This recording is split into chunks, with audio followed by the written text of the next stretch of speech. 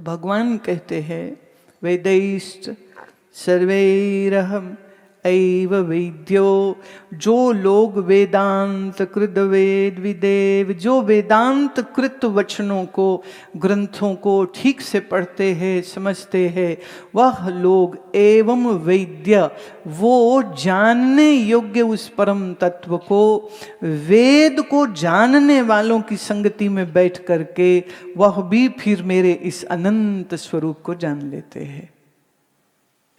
मैंने पहले भी निवेदन किया था कि उपनिषद में न विष्णु का जिक्र है, न शिव का जिक्र है, न देवी का जिक्र है। उपनिषद में मात्र जिक्र है तो आत्मा का स्वरूप क्या है, परमात्मा का स्वरूप क्या है, जीव का स्वरूप क्या है आदि ऐसे ही विषय के ऊपर प्रश्न सारे चलते हैं। अब बोले वो प्रश्न उपनिषद हो कि केन उपनिषद हो कि कठोपनिषद हो, तो उपनिषद में किसी अवतार के विषय में कोई चर्चा नहीं है, नहीं है। और अद्भुत बात यह है कि चाहे वो श्री राम हो या चाहे वो श्री कृष्ण हो, ये क्षत्रिय परिवारों में जन्मे राजकुमारों की शिक्षा दीक्षा किसी गुरुकुल में होती है, ऋषि चरणों में होती है। कृष्ण महाराज तो थोड़ी देर से गए, क्योंकि वो तो गैया चरा रहे थे ना बैठ के गोकुल में।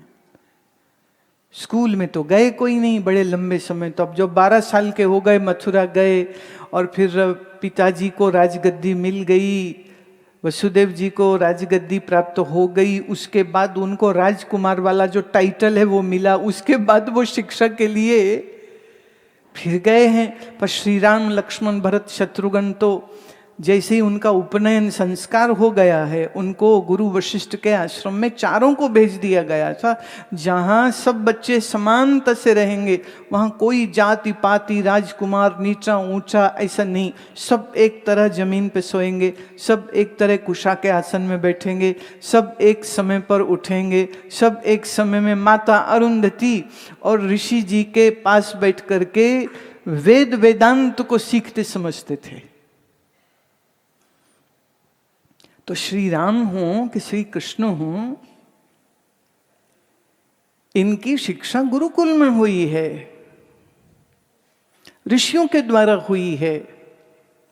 4 वेद निरुक्त, व्याकरण आदि इन समस्त वेदांगों में उनकी पढ़ाई हुई है। और फिर जब वो तैयार हो जाते हैं तो उसके बाद फिर उनका श्री राम का गृहस्थाश्रम में प्रवेश हुआ। अब आप देखिए, अब आप कैसी पढ़ाई करते हैं, आपको कौन सी पढ़ाई करने को मिलती है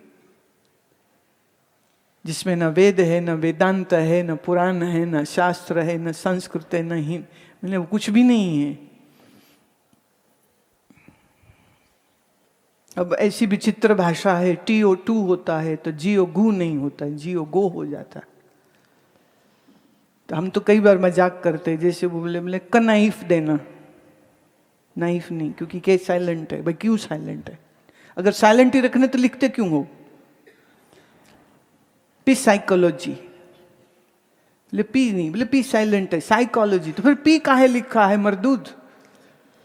मत लिखो। अब अजब भाषा है, संस्कृत एकदम वैज्ञानिक भाषा है, जो लिखते हैं वो पढ़ते हैं। तो स्वर अनुस्वर का बोध, हलंत का बोध होना चाहिए। इसलिए मैं बार बार आग्रह करती हूँ, मैं नाम लेकर के कह रही हूँ, संस्कृत संस्थान के कोई 400 वीडियोस यूट्यूब पर मौजूद हैं। आप लोग घर में बैठे हुए इस भाषा से का सीखना कर सकते हैं, खुद भी सीखिए, अपने बच्चों को भी सिखाइए, क्योंकि जब आप इस भाषा से अच्छे से परिचित हो जाएंगे तो तमाम ग्रंथों को समझने की क्षमता तुम्हारी बन जाएगी। जैसे अंग्रेजी न पढ़ी हुई हो तो MBBS का कोर्स कैसे पढ़ेगा, BTech का कोर्स कैसे पढ़ेगा? पढ़नी पड़ेगी इंग्लिश। अब जैसे एक जगह मैंने बोर्ड पढ़ा, यहाँ पर इंग्लिश पढ़ाई जाती है। मैं वाह भाई वाह, हिंदी में लिखा हुआ था यहाँ पर इंग्लिश पढ़ाई जाती है। अब वो कैसी इंग्लिश पढ़ाएंगे? पर पढ़नी पड़ेगी ना, अगर इंजीनियरिंग करनी है या मेडिकल करना है तो। ऐसे ही अपने शास्त्रों के साथ परिचय पाना है तो संस्कृत भाषा पढ़नी पड़ेगी। इसके लिए कोई उम्र नहीं होती, अरे हम तो 60 के हो गए, 70 के हो गए, अब क्या पढ़ेंगे। 60-70 के होके रोटी खाते हो, घूमने आए हो, है ना, आइसक्रीम खाते हो, सब तो अच्छा लगता है, तो सीखने की कोई उम्र कैसे हो सकती। किसी भी उम्र में सीखना बल्कि आपके मस्तिष्क के स्वास्थ्य के लिए बहुत अच्छा होता है। तो श्री कृष्ण भगवान का इस जगन्नाथ के स्वरूप में जो विग्रह है वो कहते हैं श्री कृष्ण का। कथा ऐसी आती है कि श्री कृष्ण की देह को जब बाण लगा और उन्होंने अपना देह त्यागा, उनके देह का अंतिम संस्कार हुआ। कथा ये कहती है कि सब जल गया परंतु उनका हृदय नहीं जला। उनका हृदय के यात्रा ये हो गई कि उन्होंने पानी में डाल दिया और वो इस तरफ आ गया, और वो फिर यहाँ के जो लोग थे उन्होंने देखा, उन्होंने संभाल लिया और उसकी पूजा चलती रही। फिर किसी समय आकर के एक राजा को स्वप्न आया, और जिसमें स्वप्न में कृष्ण कहते हैं मैं वहाँ पर हूँ, मुझे ले आओ और मेरा मंदिर बनाओ। तो राजा ने ढूंढना शुरू किया। बड़ी लंबी कथा है नील माधव की। फिर उनको मिल गया स्वरूप, और फिर बहुत कुछ ऊपर नीचे होते होते होते होते फिर उन्होंने यह जगन्नाथ मंदिर के अंदर इस स्वरूप को स्थापित किया।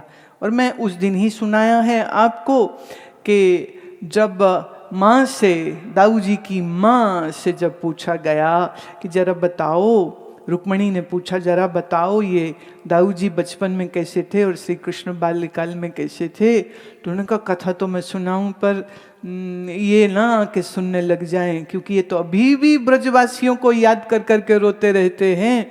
तो देखो, तो सुभद्रा ने बोला अच्छा मैं खड़ी होती हूँ ना द्वार पर, तुम सुनाओ, मैं आने नहीं दूंगी। पर जब कथा हुई शुरू, सुभद्रा भी रोमांचित हो गई, स्तब्ध हो गई, और आ गए बलराम और श्री कृष्ण, वो भी सुन रहे हैं अपनी ही बाल लीला, और सुन सुन करके खुद ही स्तब्ध हो गए और हैरानी में आ गए। तो उसी भाव को यहाँ पर जगन्नाथ के इस मंदिर में हम, सुभद्रा जी जो मध्य में हैं और दाईं ओर दाऊ जी हैं, बलदेव जी हैं। बलदेव जी को ही ब्रज में दाऊ बोलते हैं, दाऊ माने बड़ा भाई, दाऊ जी बोलते हैं। और बाईं ओर सुभद्रा के श्री कृष्ण हैं। और ये तीनों का स्वरूप ऐसा क्यों है, उसमें फिर एक कथा आती है कि जो बनाने को आए थे, बोले ब्रह्मा ही आए थे बनाने के लिए, कारपेंटर बन के, बढ़ई बन के। उनने कहा जब तक बन न जाए अंदर कोई ना आए। रानी से रहा नहीं गया, रानी ने बीच में ही खटखट खटखट, कोई आवाज नहीं आ रही, कोई काम नहीं हो रहा, खोल दिया। बढ़ई जी तो फिर हो गए अदृश्य, गायब, और मूर्तियां थी अधूरी। पश्चाताप उनने बहुत किया, तो उन्होंने कहा कोई बात नहीं, है तो उसी का ही स्वरूप, हम इसी को ही अपने मंदिर में स्थापित कर देंगे। हैं अधूरी, पूरी नहीं है, अभी बननी थी, बनी नहीं है, लेकिन फिर भी बोले अब जैसी ठाकुर जी की इच्छा,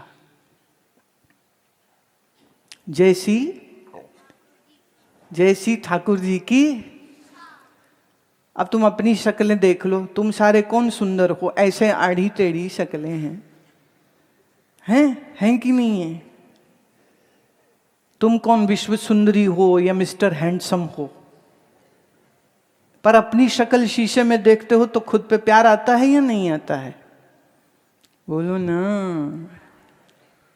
और जिससे तुमको प्यार है, जब उसको देखते हो तो उस पर भी प्यार आता है कि नहीं आता है? तो जब इन पर प्यार आता है तो भक्तों को कृष्ण के इस आड़े टेढ़े जगन्नाथ के इस विशाल स्वरूप को देख के प्यार क्यों नहीं आएगा? आज वहां ना खूब धक्के वक्के पड़ रहे थे, भीड़ इतनी होती है ना, इतनी भीड़ होती, क्या करे वो। ऐसे तो एयर कंडीशन पूरा इतना लंबा टनल टेंट बना रखा है, पर फिर भी कह रहे 2-3 घंटा लग जाता है दर्शन, और भीतर जाते वो धक्के वक्के। तो ये हमारा चंदन जो यहाँ का पांडा है, ये मुझे कहता है कि दुनिया में इतने धक्के खाए, थोड़े से जगन्नाथ मंदिर के भी खा लेने चाहिए। दुनिया के धक्के खाते हो तब तो नहीं रोते हो, हैं तब तो खाते रहते हो, तो यहाँ थोड़े से पड़ रहे हैं तो क्या, अच्छा, मैंने बताया ना, अयोध्या में जब श्री राम मंदिर के लिए जैसे उन्होंने द्वार खोला, तो जो विशिष्ट पंक्ति के लोग थे वो आगे थे, फिर पीछे, फिर पीछे। मैं तीसरी पंक्ति में थी, पर हुआ यूं कि जितने पीछे साधु महात्मा थे ना, वो भूल गए शिष्टाचार, सभ्याचार सब। वो वानरों की सब हनुमान जी के ही स्वरूप हो गए। वो ऐसे कुदियां मार मार के आ गए, कुर्सियां कहाँ गई, धक्का मुक्की। और धक्के किन से लग रहे हैं? साधु महात्माओं से लग रहे। तो मैंने कहा भैया आज तो भड़था बनेगा हमारा। तो हम जैसे तैसे ना, हम इधर साइड में हो गए। पूज्य स्वामी जी महाराज तो उधर थे, मैं अंदर तक पहुंच गई, तो फिर वो भी किनारे खड़े, हम तो युग पुरुष जी के साथ खड़े होकर बातचीत करने रहे, उनको बधाइयाँ दे रहे थे। तो महात्माओं के धक्के, फिर उन्होंने कहा चलो चलो अंदर चलते हैं। साध्वी रीतमरा जी बोले चलो अंदर चलते हैं। मैंने कहा चलो। अब जब बामुश्किल अंदर गए, इतने सैंडविच बना हमारा, पर हम चीज़ जैसे थे, जैसे चीज़ होता है ना बीच में, इधर ब्रेड, बीच में चीज़ है ना, जीव ब्रह्म बीच माया जैसे। तो हम ऐसे सैंडविच हो गए। यूं धक्का पड़ा तो हम मध्य से राइट को आउट। और बोले फिर चलो। मैंने कहा चलो। फिर इस बार उन्होंने मेरा हाथ पकड़ लिया, चलो इकट्ठे चलते हैं, चलो चलो। अब थोड़ा शरीर लंबा है तो हमको तो दर्शन हो रहे थे। अब हम फिर आधे तक पहुंचे, बाईं ओर से धक्का आया, दे तेरे के फिर बाहर। फिर हम घूम के तीसरी बार अंदर। बोले नहीं दर्शन तो करना है। योगिनी चिल्लाए मत जाओ, बड़ी भीड़ है। मैं क्या चिंता मत करो, अब हम धक्का एक्सपर्ट हो गए। अच्छा, हम धक्के खाए ही नहीं, एक जगह पे दिए भी। अभी क्या करें, वो क्या करें अब जगह, अब तो नीचे से तो पैर उखड़ रहे। अब हम ऐसे लंबे तगड़े हैं, पर हमारे भी पैर जमे नहीं, तो फिर देने भी पड़े, धक्के खाने भी पड़े, धक्के लेने भी पड़े। पर बड़ा आनंद आया। मैंने कहा अब हम धक्का एक्सपर्ट हो चुके हैं, अब हमें कोई फिक्र नहीं। अब हमें दुनिया में तुम कहीं ले जाओ, कितने धक्के पड़ रहे हो, मजे से हम वहाँ खड़े होंगे। तो अभी जब हम थे तो एक पॉइंट फिर ऐसा आ गया, इन लोगों ने, सब शिष्यों ने घेरा डाल दिया मेरे आसपास। लेकिन धक्के तो धक्के हैं, वो तो आने शुरू हो गए। जैसे ही आए तो हम तो आनंद से उछल रहे थे और जगन्नाथ जी का गीत गाने लग गए और जगन्नाथ को पुकारने लग गए। और जगन्नाथ, फिर वही बात, कहाँ है हृदय सनविष्टो, कहाँ हृदय सनविष्टो। पर सन्मुख क्या है? जगन्नाथपुरी धाम के अंदर वो जो स्वरूप है, वो स्वरूप भी आंखों के सामने है। तो निर्गुण रूप से जो मेरा अपना आप है, सरगुण रूप से बाहर भक्तों के भाव के का जो स्वरूप है, वो भी हमारे सन्मुख है। तो समझिए, बिना साज और बिना वाद्य के फिर भीतर कीर्तन शुरू हो गए। जय जगन्नाथ, जय जगन्नाथ, जय जगन्नाथ है। जय जगन्नाथ, जय जगन्नाथ, जय जगन्नाथ है। जय जगन्नाथ, जय जगन्नाथ, जय जगन्नाथ है। जय जगन्नाथ, जय जगन्नाथ, जय जगन्नाथ है। जय जगन्नाथ, जय जगन्नाथ, जय जगन्नाथ है। जय जगन्नाथ, जय जगन्नाथ, जय जगन्नाथ है। जय जगन्नाथ, जय जगन्नाथ, जय जगन्नाथ है। जय जगन्नाथ, जय जगन्नाथ, जय जगन्नाथ है। जय जगन्नाथ, जय जगन्नाथ, जय जगन्नाथ है।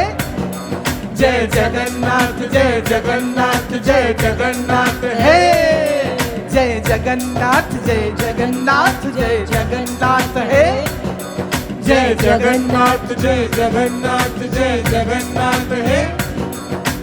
जय बलदेव, जय सुभद्रा।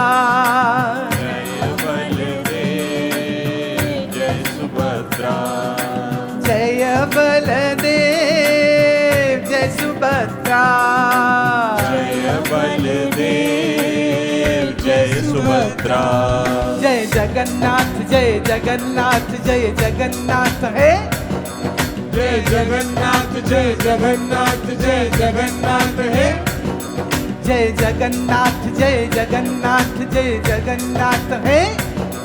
जय जगन्नाथ जय जगन्नाथ जय जगन्नाथ हे जय जगन्नाथ जय जगन्नाथ जय जगन्नाथ है जय जगन्नाथ जय जगन्नाथ जय जगन्नाथ हे जय बलदेव जय सुभद्रा जय बलदेव जय सुभद्रा जय बलदेव जय सुभद्रा जय बलदेव जय सुभद्रा जय जगन्नाथ जय जगन्नाथ जय जगन्नाथ है जय जगन्नाथ जय जगन्नाथ जय जगन्नाथ हे जय जगन्नाथ जय जगन्नाथ जय जगन्नाथ है जय जगन्नाथ जय जगन्नाथ जय जगन्नाथ हे